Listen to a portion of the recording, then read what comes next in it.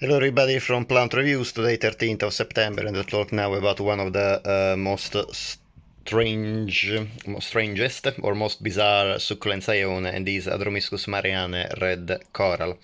Adromischus marianae is a species of succulent plants in the genus Adromischus, belonging to the family Crassulaceae. So it belongs to one of the most widespread families among succulent collectors. Indeed, the Crassulaceae family, together with other plants, including indeed the genus Crassula, that is one of the most common in succulent collectors.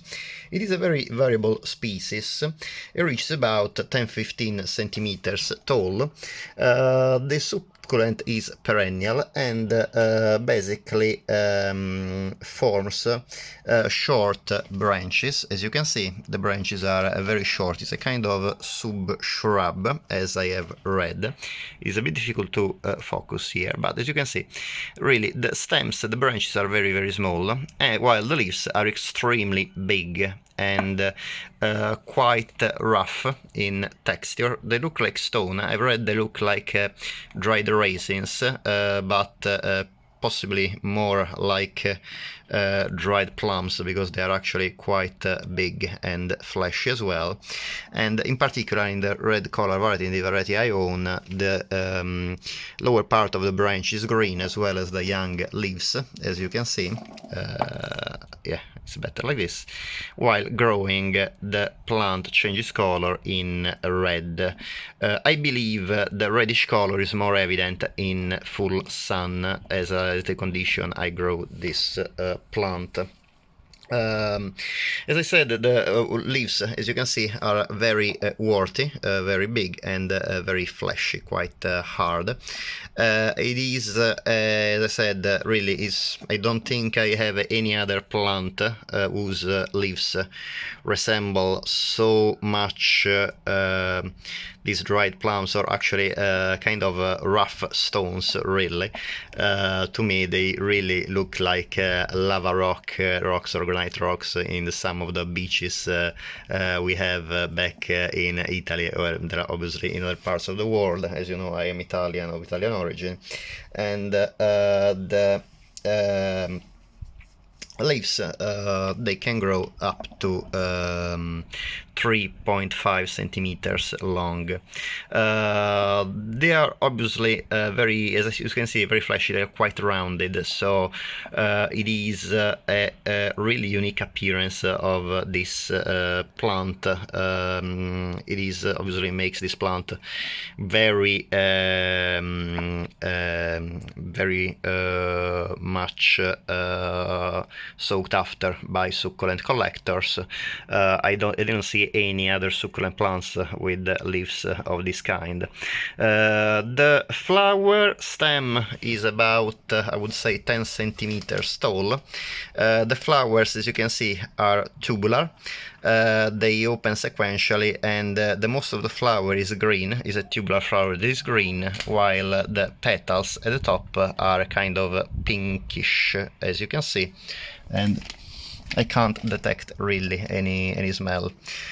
The flowers are nice, but they are very small, so really I would say that the main attraction of the plant, as in most of the succulents you cultivate, are the leaves. The plant is native to South Africa, and it grows on granite hills, sometimes actually in cracks between the rocks. As I said, I cultivate this plant in full sun on a very sunny windowsill that is south-facing here in England, in Kent, and it is growing and blooming without any problems. The plant is I keep it water usually once every 3 weeks, 2-3 weeks in from late spring to early autumn, and then I keep it just I water it just if I see the leaves a bit shriveling in winter. But really it can, I read that actually it can survive without any problems, without any watering in winter. However, Sometimes, obviously, being in my house, I keep the heating on during winter, so I don't want to risk to lose the plant without giving any water at all. The size, as I said, being about 10-15 centimeters tall, and is actually a small plant, it is ideal if you have a flat or a small house, so you can't really have big plants in your house, and it is, considering the shape of the leaves, is an absolutely bizarre plant that I'm sure will not pass unnoticed when you invite friends at your house. It's a really beautiful plant. The propagation can be done by leaf cuttings. I never tried myself the propagation. I wanted this plant to become a bit bushier.